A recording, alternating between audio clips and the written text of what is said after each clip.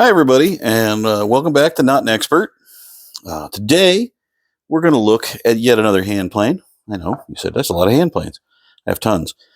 This is the hand plane I bought. I got this on Amazon, and it cost a whopping $22.49 or so. It is made by this company. I don't know what that means. It says a series of handmade tools for wooden plane, one piece. And that is... that's about it. I guess it's an OHL 245. Well, let's take a look at the picture. So here it is assembled. It is, I would call this a rabbet plane. It's made of hardwood of some sort. It's got a finish on it. It's very shiny, so it's kind of like a lacquer or a varnish of some sort. It's real thin. Feels good. It is a big block of wood. Let me get the camera aimed better. There we go. It's got the wedge. It's got a very simple blade. Let's take the wedge out. It looks fine. Okay. Take the blade out. Real simple piece of metal.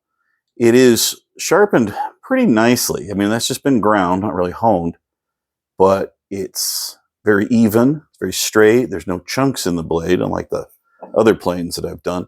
Now, in the picture on Amazon, they actually showed it beveled down in the plane, and I'll show you what that looks like. If you do it beveled down in the plane, you'll notice that the cutting angle is almost vertical. It's quite crazy. So on the box, it's beveled up. So we'll put this in, and we'll put the wedge in it, and we'll take a look. Okay, so what I want to do before I start trying to cut with it, and I've never used this, it's just first time I've put it to wood.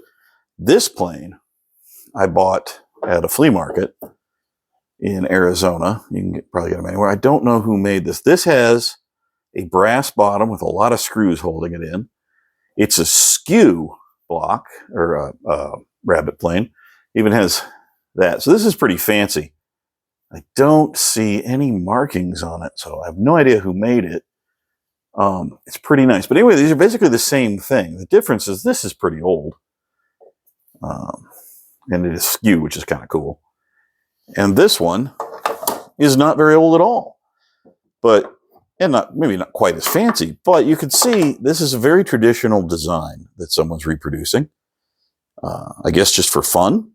Maybe somewhere they're using these for everyday woodworking. Wouldn't surprise me. You know, if you were really poor, this is probably a good option. Okay, the blade's there. I'm going to tap the wedge in a bit. Fix my hammer handle so it's working. And I don't feel anything yet, so we'll tap it. Okay, I feel just a smidge. Now, one of the things you want to do, and this is correct, the blade is just slightly wider than the wood. This could be a little bit better. And that way, when you're using this as a rabbet plane, you want the blade here to be even with the wood. This one doesn't really matter. It can stick out because you can see how I have this set up with my fence and my piece of wood. There's no depth adjustment or anything. There's no fence built into it. It's all done by eye and by hooking on a wooden fence.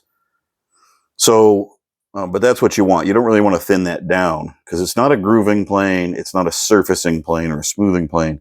It's for cutting rabbets. So let's see if we can get it to cut a rabbet. Okay, it's not rubbing yet. We'll tap the blade.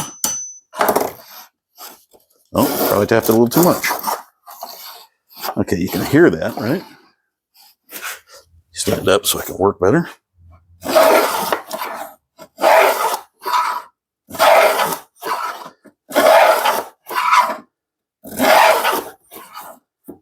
Okay, it doesn't sound super glamorous. See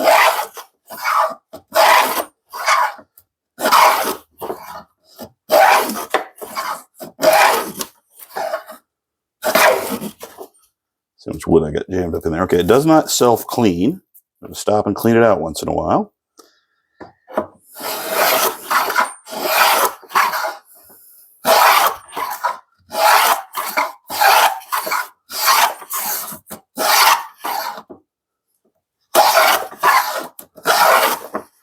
Okay, that's probably enough of that. Let's take a look at one of these shavings. They're all jammed in there. Basically, hamster litter. Okay, that's actually pretty thick. I mean, I wouldn't call that a heavy shaving if you were removing a lot of wood, but that's thick. I knocked that down pretty good. Let me see if I can get a little thinner one.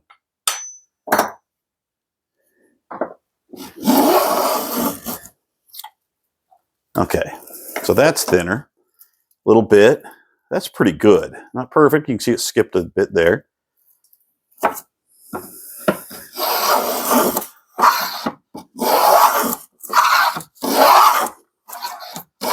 Okay, with it lighter like that, with the cut lighter like that, it is quite a bit easier to push through. Pushes pretty easily. All right, so let's take a look at the Rabbet. Get all this Roy Underhilling all over my desk here. Okay, so I take the fence off. Let's get a good look at this Rabbet. I think I need to adjust the way the blade sticks out a little because it's starting to bevel its way in. That's a blade adjustment issue. That's not a problem with the plane itself. And it's not cut. I didn't cut very evenly. That's also not a problem with the plane. That's me and my lack of experience rabbeting with a Rabbet plane. But that worked pretty good. Now this is clear pine. This is about the easiest piece of wood in the world for what I'm doing. Let's see if we can get some junk out of the way here. Pardon me while I clutter. Almost named my channel The Cluttered Workbench, just because that's what it is. Okay, let's get it close to the end here. I'm gonna use the hold fast. Where'd the plane go? Okay, let's see if it'll do end grain. You know, this is probably going to blow out on the end here because, you know, that's what happens.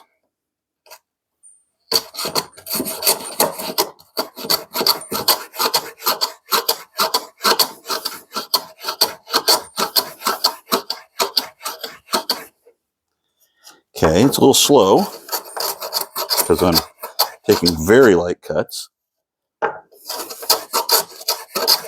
And remember, this is with the factory edge. I have not sharpened this.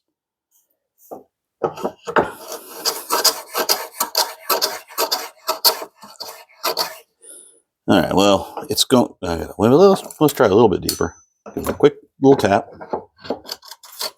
Okay, there we go.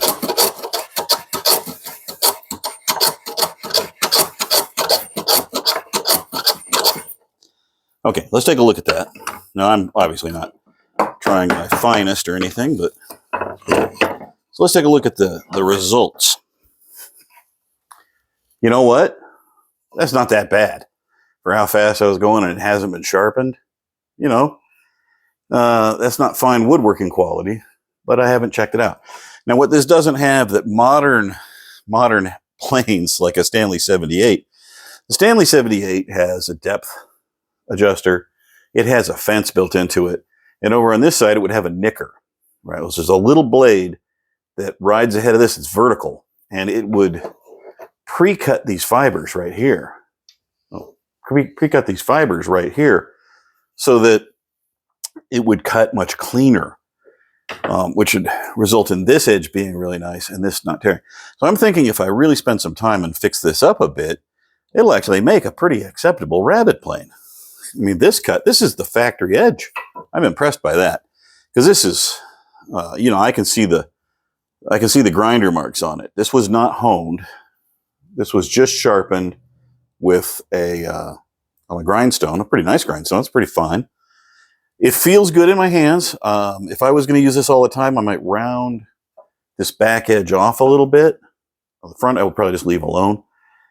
So, is this a good value at $22.50 plus tax? You know what? Yeah, I think it is. If you wanted to do hand tool woodworking and you're on a budget, a Stanley 78 is going to cost you considerably more. Now you can try this. I paid $10 for this one. And I bet you if I get it fixed up, I've never tried, but if I get this fixed up, it'll probably do a better job, or at least as good a job. But maybe you don't have a flea market near you, or you just don't get any luck at the flea market. Also, you know, I have no idea what that blade steel's like. That might be the softest thing in the world. It might be terrible. This one, well, it's pretty good so far. I haven't sharpened it. I haven't done anything to it. And I cut a half decent rabbet in some soft wood. I don't know. I think that's kind of you know, like I said, if you're really set on hand tooling things, or maybe you don't have electricity, you know, in your garage. This garage I'm in did not have any power plugs in it when I moved into the house. It's a 75-year-old house, and apparently nobody ever bothered. You've got hand power. You know, you can power this power tool. There's kind of a neat pattern here. This wood is interesting. You know, it's porous, it's hard, straight. So good value? Yeah, I don't think it's so bad. So stay tuned. I'm going to do some more planes, and then, you know, if I get enough viewers, this is a new channel, but if a few people view and comment, maybe I'll do a head-to-head between the Classic and the Neo Classic, and then I've got a Stanley 78 down in the basement. I can go dig that out. We can compare how they all cut. Let me know. You know, give me a little feedback. I'm trying to get a little conversation going. So if I hear from you, awesome. And if not, maybe you'll tune in for the next video. I'm going to do a similar plane, but a different style, and we'll see how that one works. All right. We'll see you next time. Thanks.